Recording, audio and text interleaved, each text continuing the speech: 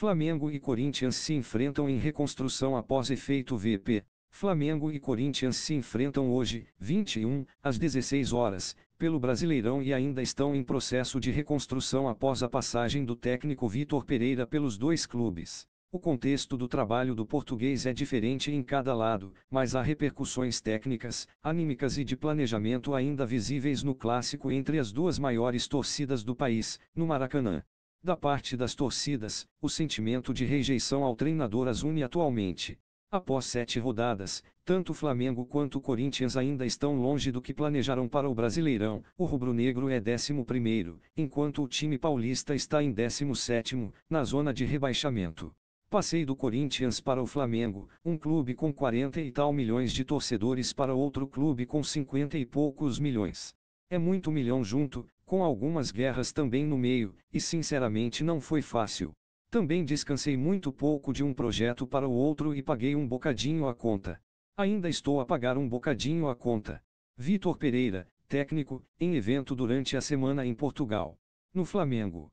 A passagem de Vitor Pereira no Fla durou de janeiro a 11 de abril deste ano. O treinador perdeu todos os 4 títulos em disputa: Mundial, Carioca, Recopa e Supercopa do Brasil. A falta de troféus aumentou muito a pressão por uma resposta do elenco e da diretoria nos torneios que restam na temporada: Libertadores, Copa do Brasil e Brasileirão. A torcida passou a xingar em alguns jogos tanto o presidente Rodolfo Landim quanto o vice de futebol, Marcos Braz. Taticamente, o Flamengo de Vitor Pereira se viu em dificuldades tanto na construção ofensiva quanto no aspecto defensivo. Vide a forma com a qual perdeu a final do Carioca para o Fluminense, levou 4-1 no segundo jogo, após ter vencido o primeiro por 2-0.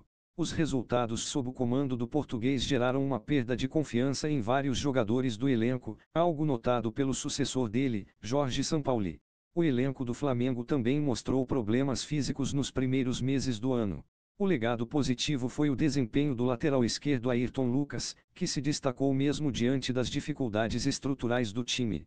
As subidas dele ao ataque foram facilitadas pelo esquema tático 3-6-1. Mas o modelo de jogo deixou o Gabigol insatisfeito, já que o camisa 10 passou a fazer uma função de articulação que o deixava mais longe do gol do que nos tempos de Dorival Júnior quando Pedro já tinha assumido a titularidade. Sampaoli fez o time melhorar, embora não tenha alcançado todos os resultados desejados. Uma vitória sobre o Corinthians pode fazer o Flamengo encostar de vez na parte de cima da tabela. No Corinthians, o efeito Vitor Pereira é sentido no Corinthians não mais pela forma positiva com a qual ele organizou o time no ano passado, sendo vice-campeão da Copa do Brasil e passando o Brasileirão na parte de cima da tabela, mas pelos reflexos da decisão de sair e a forma com a qual ela se deu.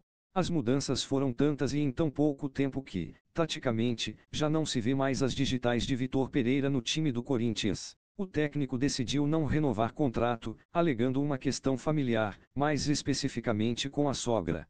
Só que antes mesmo da data do encerramento do vínculo com o Corinthians, já se tinha notícia do interesse e da negociação do Flamengo, o que gerou uma sensação de traição. Perder VP não era o que a diretoria queria, e a ida para um rival direto no país transformou o treinador em assunto no Corinthians por mais tempo. O contexto tumultuado trouxe pressão imediata para o sucessor do português, Fernando Lázaro, então auxiliar técnico do Corinthians.